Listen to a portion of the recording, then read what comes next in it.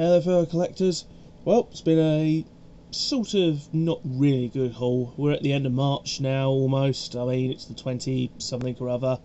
So like I say, found a few nice models, some newer Matchbox as well, so that's rather interesting. Let's start. First of all, we have the Heavy Freighter. This is a 2016 new model, I think. Very, very good condition. I do have to admit that I'm a bit ashamed that MV cheaped out. It's hollow inside.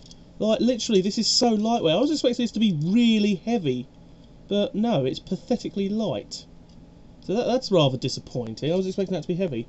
Also, as well, these really small wheels. You could have fitted some normal wheels underneath there. Oh well. Next, we have the Questor or Questinator, whatever its name is. This is the one with the cool thing. As you can see, it's got Gordon or Groundon. No, Gordon Constructions. This is the one with the working feature. Well, an opening feature. Has a little hatch on the back that opens and closes. It's a pretty cool feature. Wonder how long that will last though, because, well, Matchbox and Hot Wheels seem to be trying to get rid of that sort of feature. Next we have Rock Shocker. This is a very nice gold version as well. It's a pretty cool version. As you can see the logo there. I say these are fairly new models because, I mean, well, someone must have sort of like opened them up and then not bothered to play with them, or they were the wrong kinds, or didn't fit on the Hot Wheels track. Quicksander is next up. This is a very nice, I think this is like a Paris to Dakar rally car, or sort of like something like that. It's really cool, basic colours, very nice model indeed. Very basic. Next we have a Hot Wheels colour changer. This is the 12 Jeep CJ7. That's what it says on the base, and this is a colour changer because, well, I would definitely have to say that's a colour changer. Sadly missing the bar that was in between the middle there. I did find that in the box of 10p cars that this was going for. So yeah, it was probably a case it got broken. It has a Malaysia base, but looks like it was originally for somewhere else. Also has Hot Wheels and then something else on the base there. You can see that. So that's where the Hot Wheels logo is, and there's a plate over that, so I don't know what that said.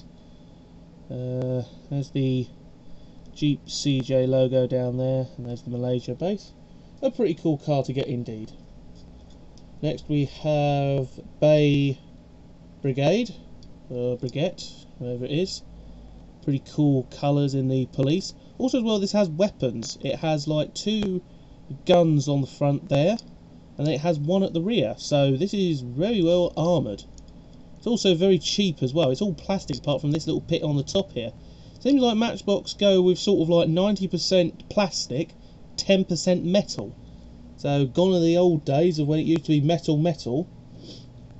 This one I'm not sure on the name of. There's no name on it. It's one of those sort of like bath time sort of toys really, because it's all plastic with a fair amount of metal on it.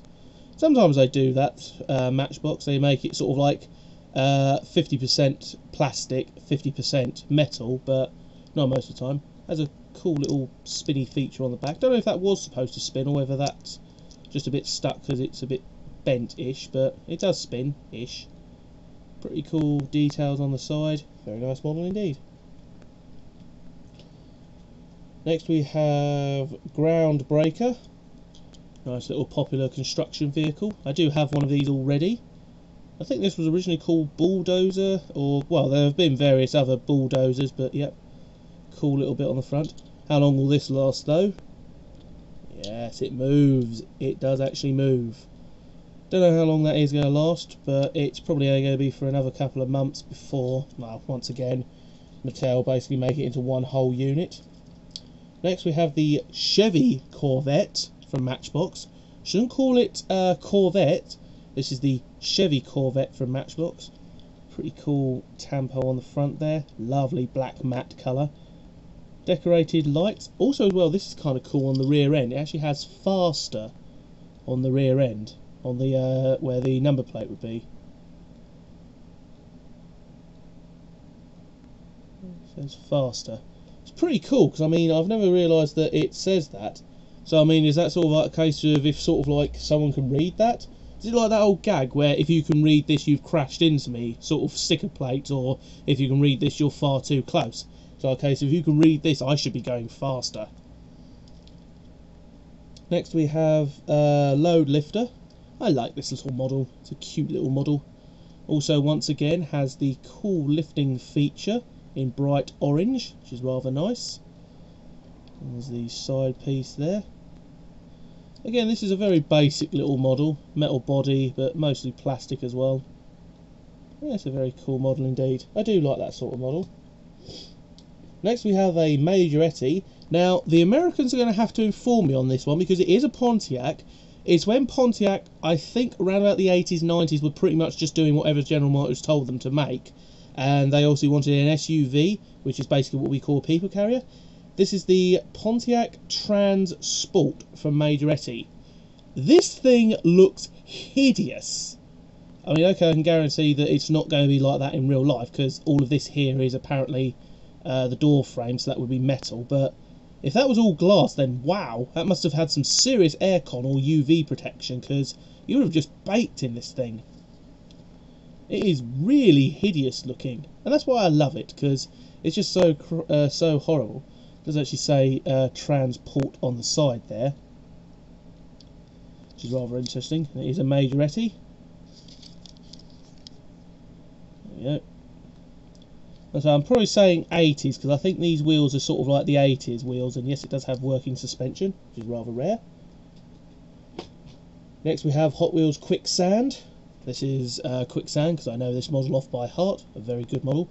Loving the bright orange wheels, really attracted me. That's what I actually saw, because I just saw it upside down and saw the orange wheels and I thought, ooh, that's pretty. Has a rather cool little logo on the side there. Not much to say really. Still a fairly nice model. Next we have Excellium.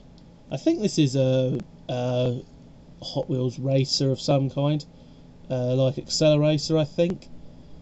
For the good guys, or for just another team. Really cool body though, I do like this colour. Metal base as well. Heavy metal base, really cool. Very nice indeed. Okay, and now something that is amazing, and I had to grab it. It was a bit more pricier, but I had to have it. Now, you may remember a while ago I had that Majorette monster truck.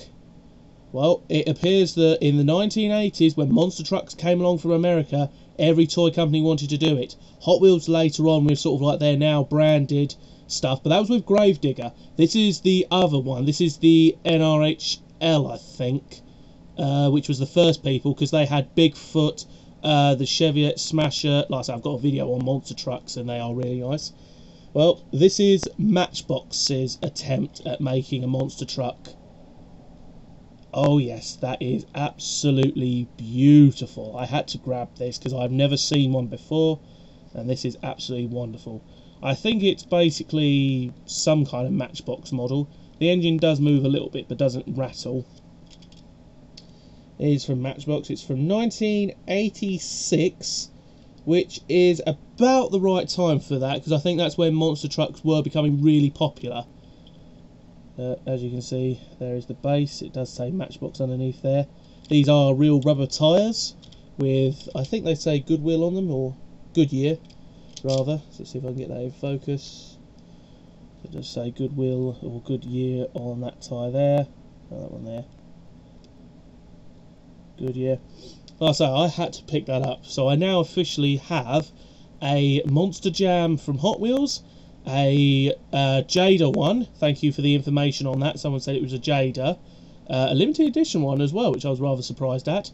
A Majorette one, and now I have a Matchbox one. So I think the only one I'm missing now is if CQ did one, but I doubt they did, because CQ I think were a 90s, possibly late 80s company, but I don't think they ever went into monster trucks.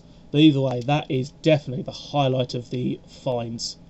Nothing carded. Again, I've given up searching for carded stuff. It's just either leftovers from like a couple of months ago, or it's just junk really. Anyway, thanks for watching guys. I will see you next time.